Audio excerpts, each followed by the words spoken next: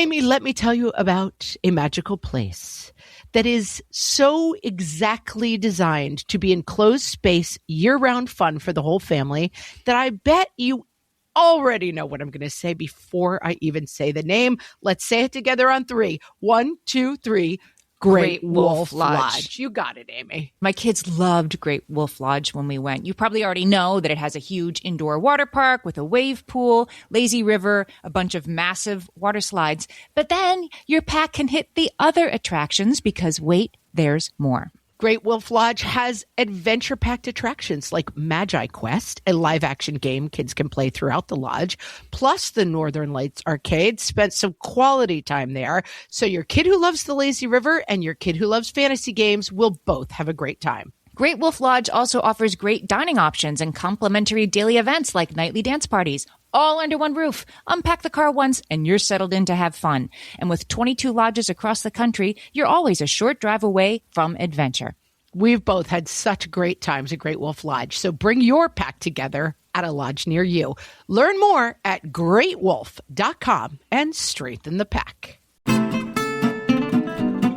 Hello, everyone, and welcome to Fresh Take from What Fresh Hell, laughing in the face of motherhood. This is Margaret. And this is Amy. I am very excited to say that today we are talking to Allison Daminger. She is an assistant professor of sociology at the University of Wisconsin-Madison. Daminger's research is focused on how and why gender shapes family dynamics, particularly the division of work and power in couples. Allison is also the mother to a 4-month-old and a brand new book that we're going to be talking about today. What's on her mind, the mental workload of family life. Welcome, Allison. Thank you so much, Amy and Margaret. It's such a pleasure to be here. And yes, when you put it that way, I have had it's a lot. 2 babies this year.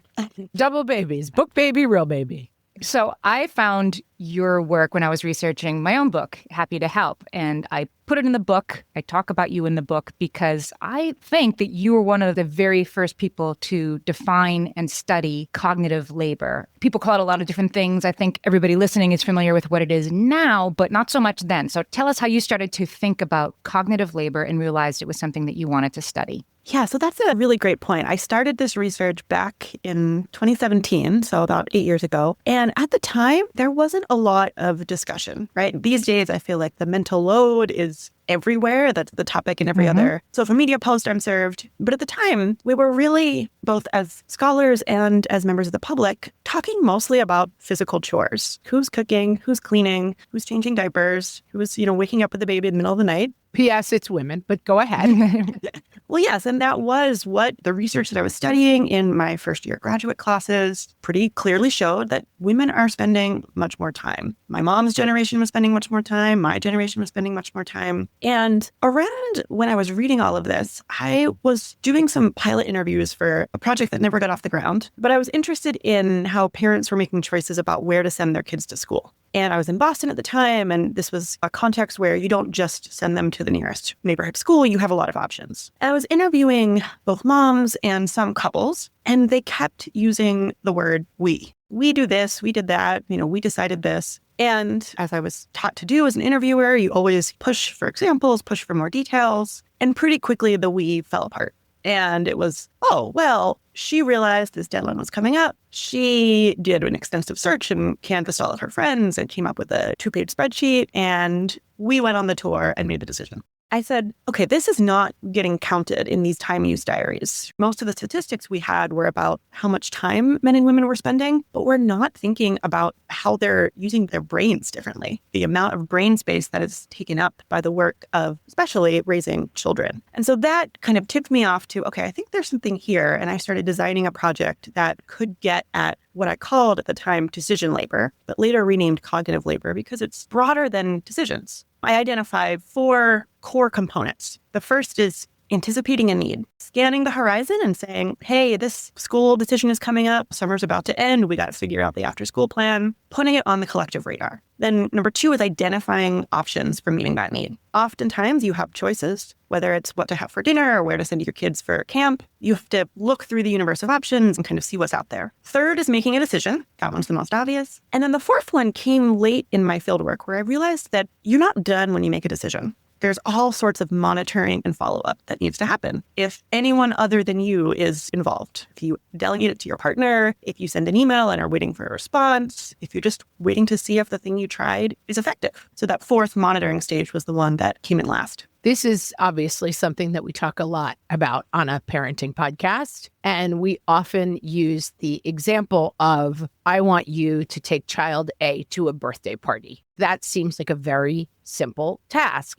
But we often have to explain and backtrack and say, taking a kid to a birthday party involves having the right stuff. Is it a swim party or is it a dress-up party of some sort? And then what is the gift that you're bringing? It's an example that I think people can really understand, because I could hire a taxi to take them to the birthday party. Taking a kid to a birthday party is actually sometimes a 20-step process. I have kids who come to our birthday party and know that my child is into wildlife and get them a platypus-themed t-shirt. That's a lot of cognitive labor involved in that process. You had to think about it a month out. Absolutely. And, in some of my talks, I have a big picture of an iceberg on the slide. Right. Because I think we're so used to seeing the visible result. The child ends up at the birthday party. And there's a lot, arguably even more, happening beneath the surface. And I think what you're pointing to, Margaret, is part of why it's so hard to share this cognitive work is because often it involves the transfer of knowledge. It's not a simple matter of, okay, child's with me, now the child's with you. It's who has the relationship with the person who's hosting the party, who got the invitations, who has been to other birthday parties and sees what the going gifts are. And so it's really hard, I think, for a lot of couples who have gotten into these patterns to transfer them, because it's not just a matter of execution. It's built on knowledge and relationships and skills. I'm just thinking of a text you're going to get 5, 10, 15 minutes after the birthday party starts. Where's this birthday party? Where am I supposed to be going? Because that wasn't considered as part of the job. And also the pressure of expectations that when the child shows up late without a swimsuit, without a towel, without the form that was signed that was supposed to let them go-karting, it is a rare person who's like, what's wrong with their father? Absolutely. I think there's a lot of talk. I hear a lot of talk about how moms have really high standards. And I want to push back on that, because it's moms who get the phone calls when the kid doesn't show up with the permission slip or with the swimsuit. It's moms who are judged aggressively or passive aggressively by the teacher, by the other parents. And so these high standards are really self-protective. We know who's going to be held accountable. And so we try to prevent those bad things from happening. So tell us about the decision diaries that you created and what happened when you started going to couples and really trying to track cognitive labor. A big challenge was, as I said at the time, this was not a conversation that was really happening out in public. And so I tried to think about what is going to be the most salient to people to get at this stuff that I know they're doing, but they're probably not thinking about, and how can I get them to talk about it? So what I figured out was that the decision is probably the most visible part of this process. That's usually tied to some sort of visible outcome or conversation, etc. And so instead of asking people to track their time for a day, which, a lot of other studies of housework do, I asked parents, please track the decisions you're making for your family. And I broadened it a little bit to say it could be something that you're thinking about making, even if you haven't finalized it yet. So for about 24 hours before I showed up for the interview, both partners in the couple, I interviewed them both separately, would fill out this decision diary. And then when I got to the interview, usually it was at their house, I'd sit down across the table from them, they'd hand me the diary, and we'd start going through it together. And they'd write things like, decided to feed child Cheerios for breakfast. And I would say, great, how did you know that there were Cheerios on hand? Did you consider any other breakfast options? What were you prioritizing in terms of nutrition or convenience? Who usually keeps the Cheerios stocked in the cabinet? And so each decision was a gateway to a number of other processes, kind of like this iceberg we were talking about. I was just going to say, there's the iceberg, right? Exactly. And it was something that most people were able to talk in very concrete, specific terms. Well, I usually make a grocery list on Sundays, and I know that my kid likes Cheerios, but we wanted to have more protein, so we try and also, they could talk through this whole spiel. And so what I did was I used the decision diaries, and then I had a couple of more one-off things, like tell me about the last time something broke, tell me about the last time your kid was sick, to try and get at these things that probably wouldn't show up in your average 24-hour period, depending, sometimes it feels like they come every 24 hours. And I used what the couple told me to sort of put together an image of, okay, with food-related stuff, she is usually the one who is planning ahead, thinking, following up. With maintenance-related things, maybe he does more of that work. I could kind of painstakingly piece together their division of cognitive labor based on all of these little inputs.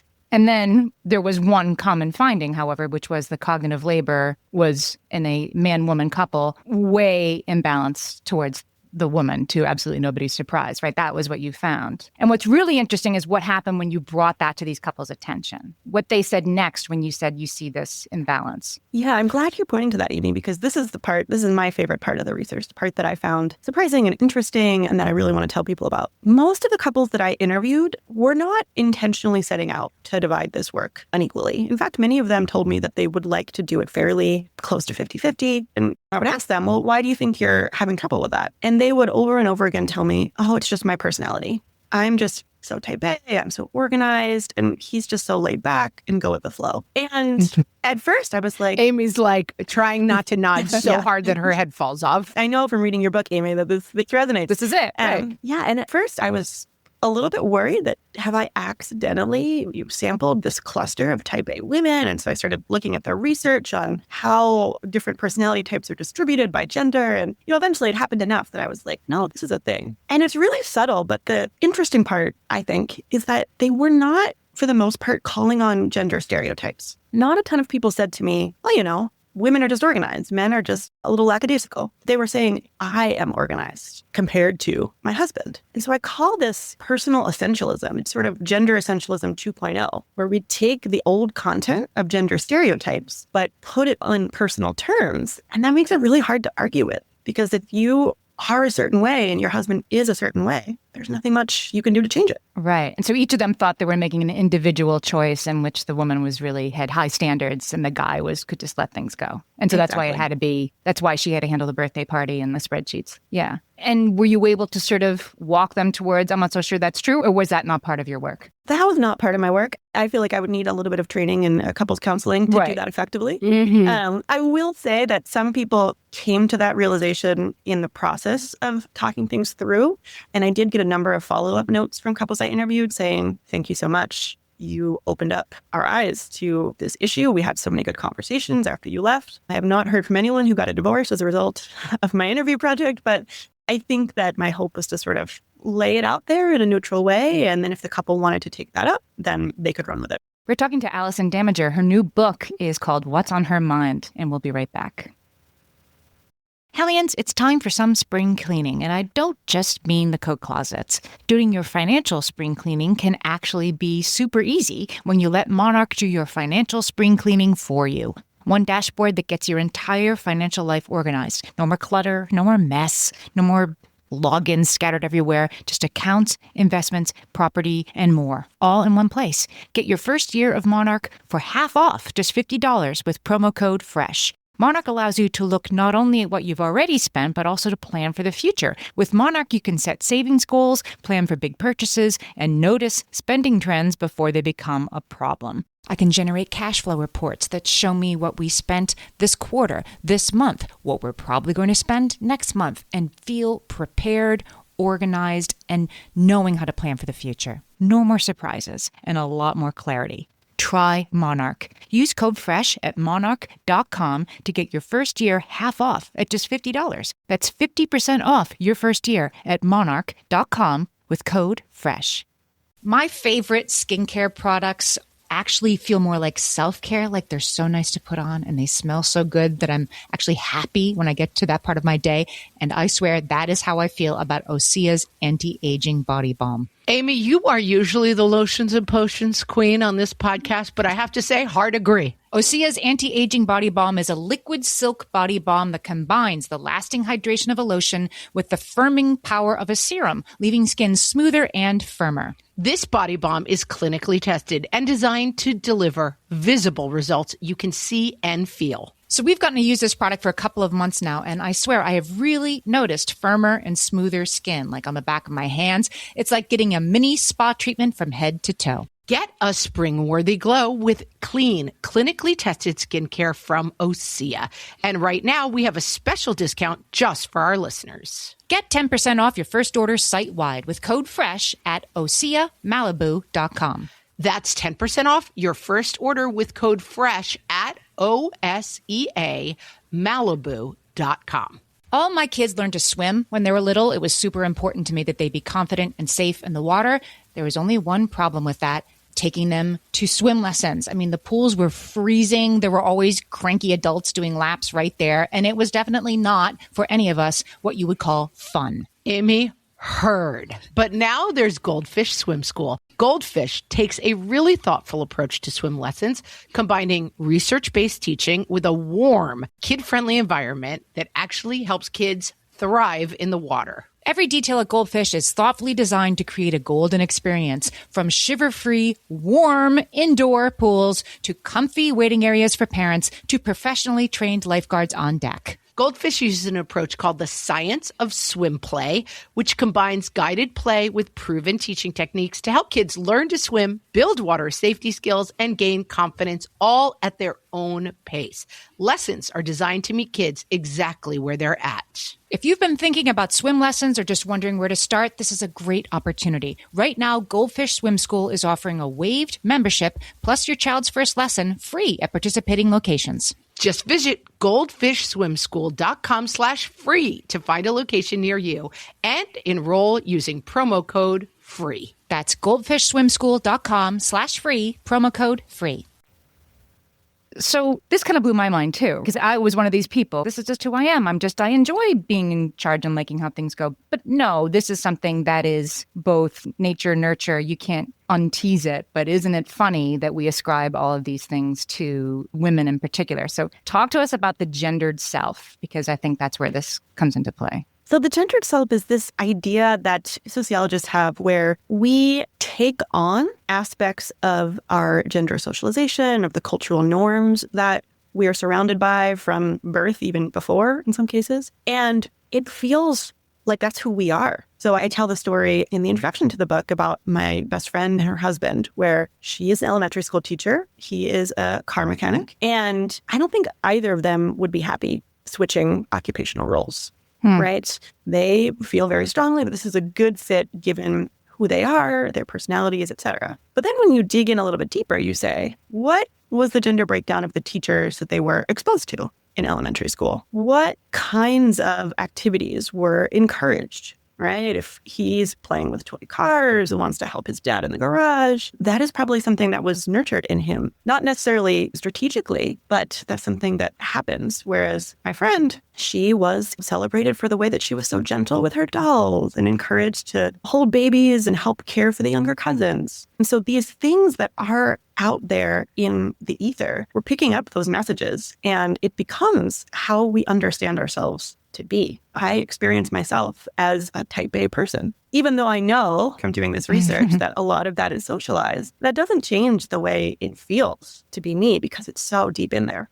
I find this something that I'm talking especially to the younger women in my life who I think are coming at gender from a very different place than I did, that gender is a completely clean slate and that nature plays a much smaller role than I thought. Nurture plays this very outsized role. I think I come more from a point of view, probably based on my age, that gender informs a lot of who we are and nurture informs some of who we are. In approaching the book, how important is that belief to solving these problems? Like, can you come at it from any belief system and then just attack it at the problem? So it's a really good one. I would say that I'm typical of the sociologists in that we like to say that gender is socially constructed. Right? There are body parts and, hormones and things like that that are more nature. But a lot of the stuff that we put on top of that is nurture. And the thing that I think is really tricky, so I have a lot of, because of where I am in the life course, a lot of my friends have small children, and I hear from them, I've got this little boy and he just wants to play with dump trucks and run around, and I didn't do anything to make him that way. And so, I hadn't been in their house from day one, but right. I do think that it's really hard to separate out because so much of our understanding of who we are, of how we interact with other people is just baked into our language, the pronouns we use. Right. It's baked into the stories we read. You know, I'm in the midst of starting to read board books to my child, and it's always the mama who is featured in the story and interacting with the little one. And so I think these gender messages are so subtle and that they interact with our natural, quote unquote, temperament, our natural personality and disposition in ways that it's hard to tease out. So the thing that I try and say in the book, I don't want to convince you that nature doesn't matter at all. And it's not about like 59% and 41%. Right, exactly. It's not that. Right. Yeah. Yeah. But I am trying to say, we don't pay enough attention to the nurture part of things when it comes to these household dynamics. And I think if we could shift slightly, we can still think that maybe there are some gender differences on average, wherever they come from, doesn't totally matter. They're not baked in. We have more agency than we think in, for example, learning new skills and getting better at the things that we're not so good at currently. I have found in my own marriage, breaking this down and talking about who's doing what. Because when you're busy, I had 3 kids in 4 years and had busy times and had not known my husband very long when we got married. And the rivers that start carrying you through life, I think they come up so fast and we're too busy paddling. We cannot analyze the structure of a house that is on fire. Just grab a hose and help me, basically. But as we often say, you don't do it because it's another task that you have to do. It actually makes life easier when you can have these conversations. Sometimes I feel like the quarterback where you're like, I'll catch any ball you throw. And I'm like, I don't want to be the quarterback or the coach. You know, I don't want to be the general and you're really good at executing orders. I want us both to be making the big plan.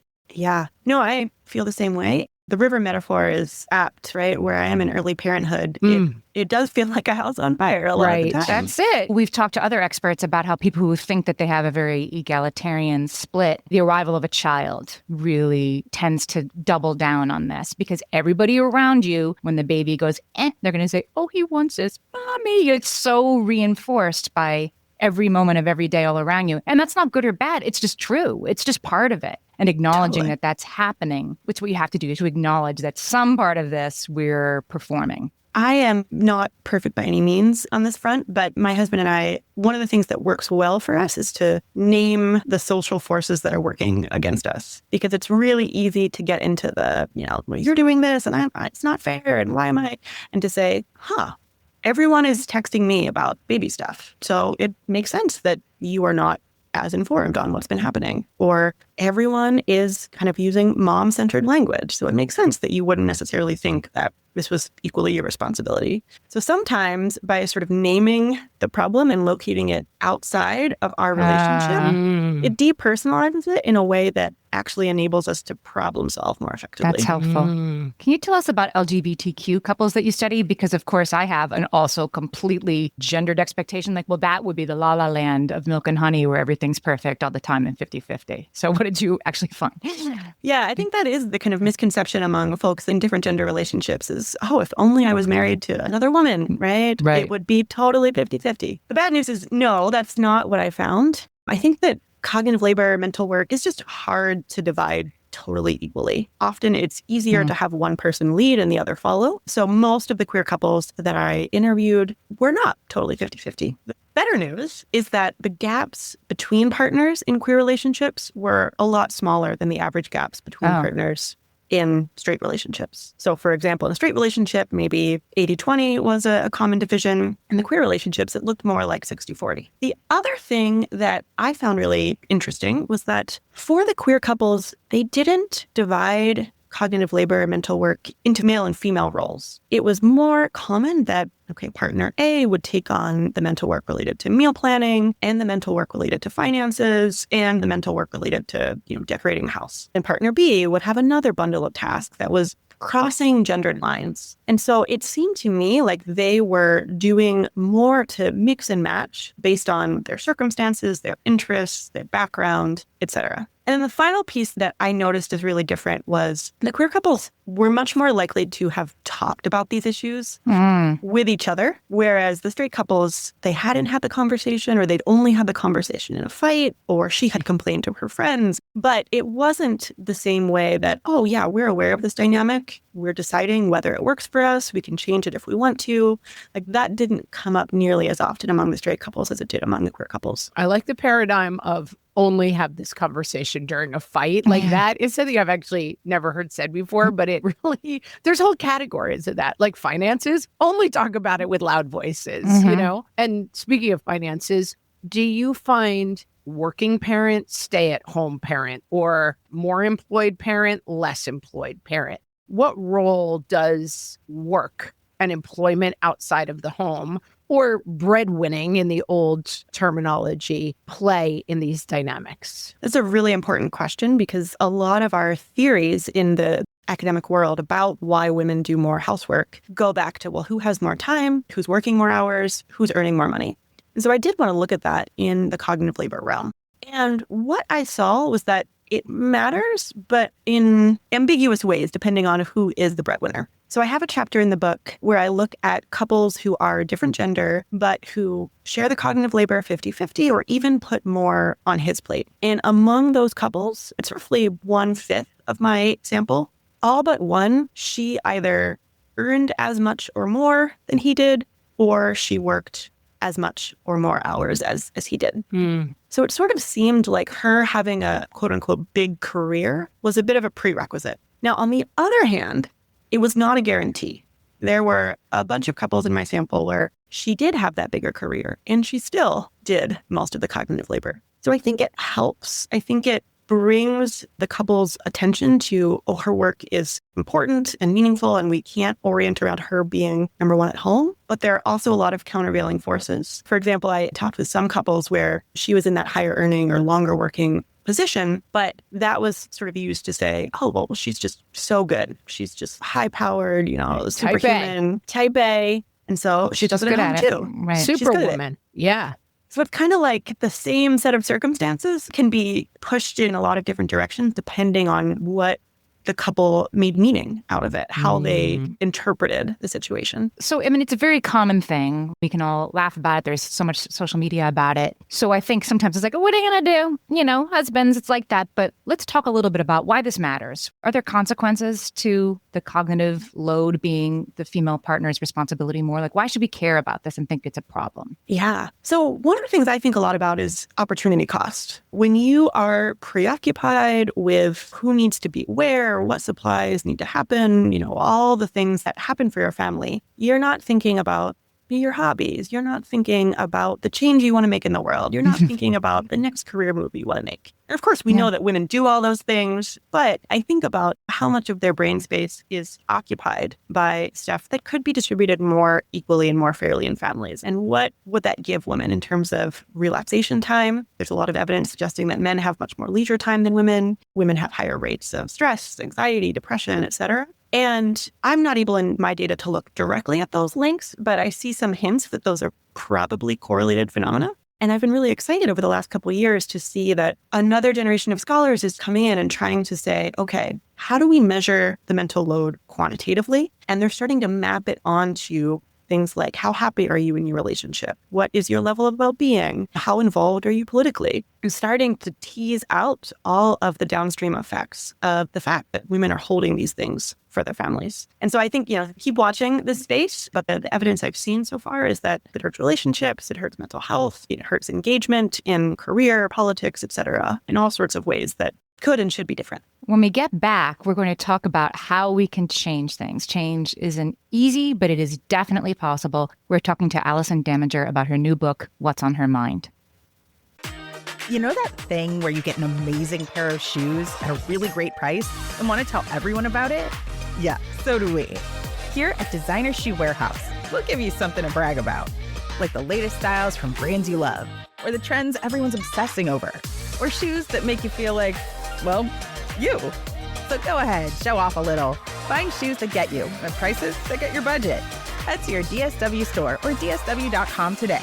DSW, let us surprise you. Amy, when I'm having a good hair day, it usually makes my whole day better.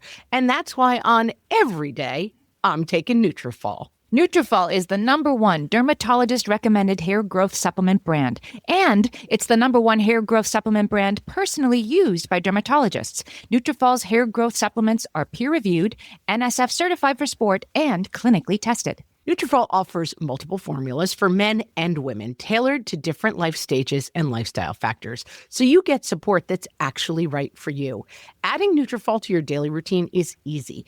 Order online, no prescription needed, with automated deliveries and free shipping to keep you on track. Let your hair be one less thing to worry about. See visibly thicker, stronger, faster-growing hair in 3 to 6 months with Nutrafol. For a limited time, Nutrafol is offering our listeners $10 off your first month subscription and free shipping when you visit Nutrafol.com and enter promo code LAUGHING. That's Nutrafol.com, spelled Nutrafol.com, promo code LAUGHING. So, Allison, it may surprise people to hear that we are not actually saying so everything has to be 50-50 and the world will not be solved until everything is completely equal always. That's not actually what you're suggesting as a solution. Yeah, I think this does sometimes surprise people coming from a household labor expert, but I don't actually believe that 50-50 is the goal that every couple should strive for. I think there are a lot of situations where, based on interests, personality, whatever you name it, there are other choices that could be made. What I do hope for is to move toward a world where if you just tell me your gender, I can't guess what role you play in your family. Right now, if you say, oh, okay, I'm a mom, I'm married to a dad, I'd say, okay, probably you're the chief physical laborer, you're the chief cognitive laborer. I would love to not be able to guess. And I think that part of the way we get there is for couples to start making mindful choices. We were talking earlier about this river that hits you, especially once you have children, where you're just kind of falling into these patterns. And often those patterns are linked to societal defaults rather than what a couple has mindfully chosen. I suspect that if couples were to sit down and really think preemptively about, okay, what would be the best way to divide up our earning power? What would be the best way to divide up our parenting time? Some of them would come to very different conclusions than what they are currently enacting. So my message is don't default, make an active decision, and you may end up in a similar place to where you are. But I think that if couples could choose for themselves, a lot of them would want something slightly different. And I think to back it up even one more step, ask yourself what your defaults are. You have to acknowledge that you're on a default setting before you can start to change. One of the phrases that comes up a lot for us, which was introduced to us by Dr. Lynetta Willis, is stable misery. That sometimes in marriage and in family life, it's like, well, this is how it is. Doing everything and never getting recognized, that's our lot in life. And it's like, whoa, whoa, whoa. We might not have to make this story that we've been told our default mode. Absolutely. It's so easy when you're just busy, as most of us are, to not think about it. There's a new research paper out that makes the case that equality takes work. It is hard. You're working your way uphill to achieve equality because our society is just not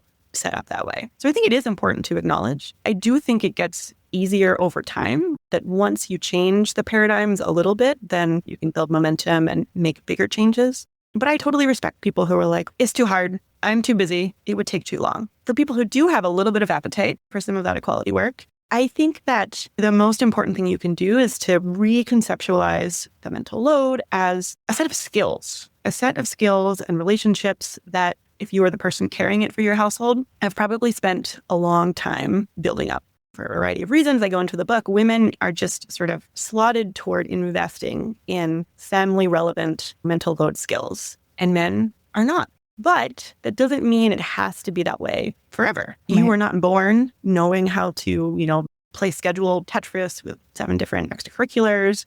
You were not born knowing how to meal plan. And so I think when we start talking about it as skills, we can bring in new ways of thinking about the conversation. So, for example, I have spoken with a number of men who have really high-powered professional jobs where they call on some of the same skills that women are calling on when they're managing the load at home. So I try to invite those men to say, well, how do you manage your schedule at work? How do you project plan? How do you keep track and know, okay, what am I following up on? Often those are skills that they have figured out how to develop and could be transferable in some ways. I think when we start thinking about what we have learned to do more so than what we're inherently good at, we open up new possibilities for thinking about how it could be different. And I liked what you said before, too, about depersonalizing it. Like, this is something that these imbalances are not because you're a bad partner. These imbalances are structural, they're societal, they're pretty universal. The deck is stacked, and I'd like to readdress this. Sometimes that can be hard, I think, because the status quo can work pretty well for everybody but you, the person doing the cognitive labor. Like, why should they all of a sudden have to handle the camp forms? So how do you get through that? Like, I know this is asking more of you, but it's good for you too. Is there a way to bridge that?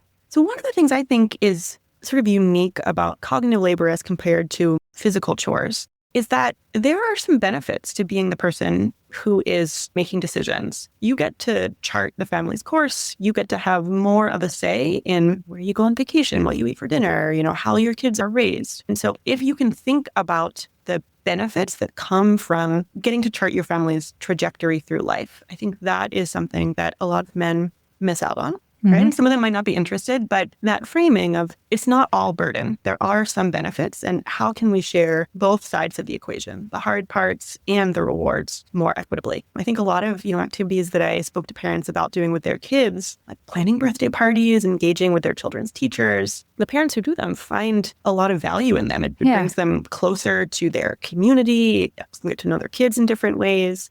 And so that is stuff that a lot of dads in our society are left out of. And so thinking about what are the issues that your partner cares about and that they might want to have more say in. There's some stuff, a lot of stuff in households that just a lot of drudgery, going to be a harder sell. But I think thinking about power and decision-making, having a say in your family, and also just the closeness of your relationships. I think some of that is a way to reframe it. And I think the inherent value, like there's a lot of drudgery in learning to play the piano and becoming a concert pianist. There's a lot of drudgery in, I'm sure, being a Wall Street guy who crunches numbers. I don't know anything about that job, but I assume there's a lot of drudgery in every job. It seems like overall valuing all people's work and seeing the value in it, that this work is so fundamentally undervalued, that valuing the mental capacity that goes into running a household, there's value in putting value on that work. That is, there's drudgery in every job and there's reward in every job.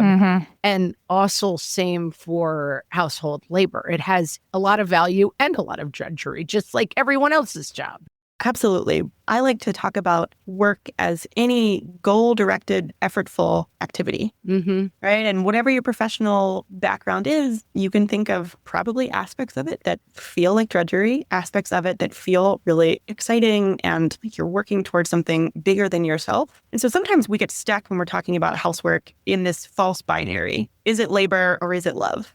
And I think it has to be both, right? In the same way that many jobs can be fulfilling in the same time that they're draining, we have to get comfortable with living in that gray area and giving people of all genders access to both sides of that coin. There's another thing that we can do, action we can take, which is to try to reduce the amount of cognitive labor we're doing in the first place. And this maybe isn't something you can do in your house, but it's definitely something you can do in your community. And I wanted to, you have a very funny thing in your Substack about the Parenthood Paperwork Reduction Act. Can you please tell us about that and how we can get involved? Sure. So I've heard from a number of parents who the bane of their existence is the summer camp forms. I'm in the midst of enrolling my child in daycare, and this enrollment process has been so lengthy and redundant. I filled out the same information 3 times in 3 different ways. And it's, a little bit of a lighthearted way to say, hey, parents' time, energy, attention is valuable. How can we redirect that away from mundane bureaucracy and toward the actual caregiving, spending time with our kids, spending time in our communities?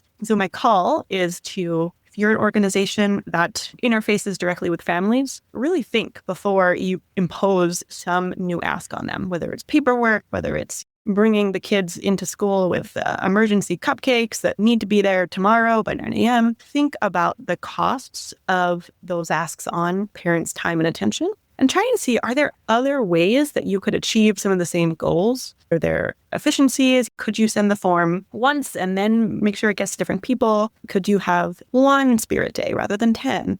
I was just about to say, can we do this with theme days, guys? Yes. I mean, the theme days stuff, woof. This is actually possible. I mean, I did this at my OBGYN, no longer my OBGYN now, but at the time, I had to start over with name, date of birth, address, and pen every time I went. And I complained and they changed it. Imagine that. They could save my name and address from time. Yeah, they moved to like an iPad form. Now you have to like type on an iPad, which is annoying for different reasons. But miraculously, the information that I had inputted 12 other times stayed in the system. I think sometimes it's like the teachers think parents want 10 spirit days. The doctors think it's just easier to do it over every time. And just bringing it to somebody's attention, it can actually affect change. The camp, why don't you just save our forms? Why do we start over every year? They're like, oh, that's a good idea. I mean, you might be surprised. Yeah, I mean, I think most of this is not coming from a bad place. They're trying to meet their needs and there's no one in charge. There's no central operator who's looking at the big picture. And so it becomes death by 1,000 paper cuts. In the aggregate, it feels like a lot, even as each small ask is just one more thing for parents to do. It all adds up. So have you seen change, Allison, in the times, I guess definitely since 2017, but just as you've been working on this book, the recent groundswell of talking about this, do you think it's affecting, is there more complaining or is there more changing? That's a great question.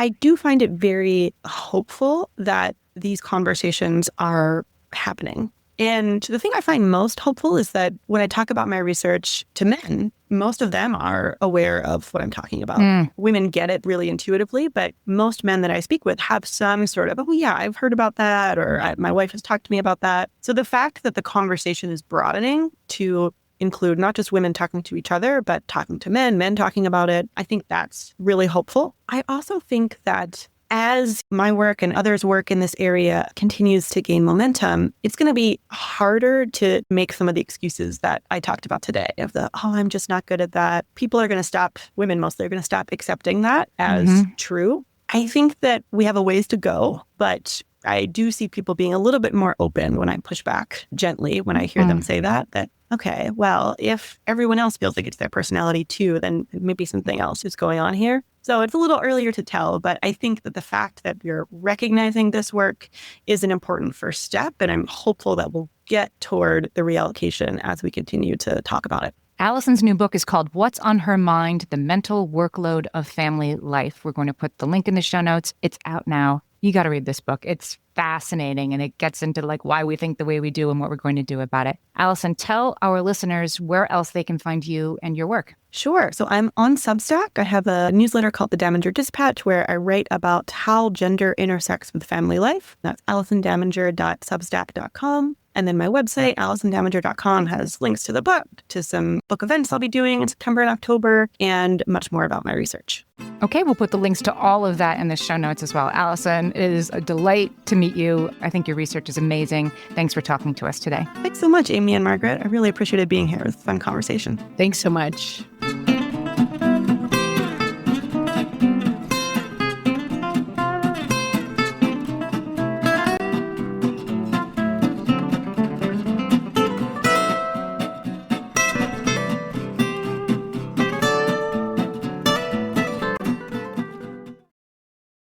Stitch Fix. Shopping is hard. Let's talk about it. I don't have time to shop for clothes. I have to buy everything in 3 sizes to find one that fits. They know me at the post office. Workout wear is my only wear. Stitch Fix makes shopping easy. Just show your size, style, and budget, and your stylist sends personalized looks right to your door. No subscription required, plus free shipping and returns.